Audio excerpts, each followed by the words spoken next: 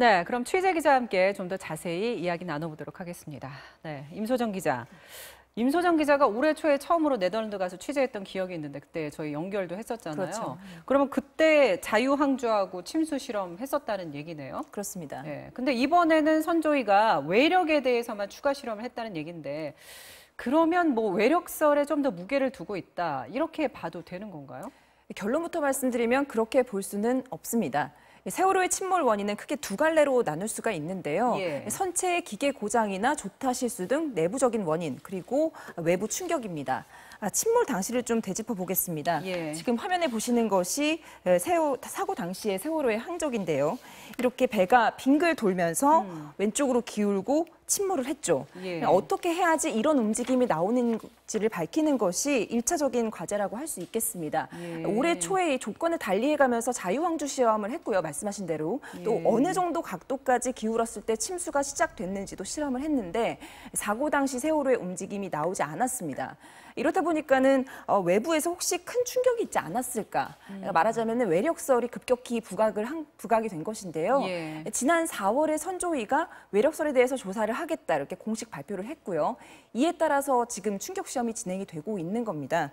모든 가능성을 열어놓고 침몰 원인을 처음부터 찾아가고 있다. 이렇게 보시면 되겠습니다. 그렇군요. 뭐 그렇다면 이번 실험은 외부에서 어떤 힘을 가했을 때 그 당시 세월호 침몰 순간과 비슷한 상황이 나오느냐 이게 또 핵심이 되겠네요. 맞습니다. 5월 10일에 세월호 선체가 직립이 됐지 않습니까? 예. 그동안에 이렇게 바닥에 누워 있어서 볼 수 없었던 왼쪽 측면도 살펴볼 수가 예, 있게 다 보게 됐잖아요, 되는데요. 이번에. 예. 만약에 외부 물체와 충돌이 됐다면은 파공 같은 그런 것들이 있어야 하는데 예. 선체 양쪽에 그런 것들이 발견되지 않았습니다.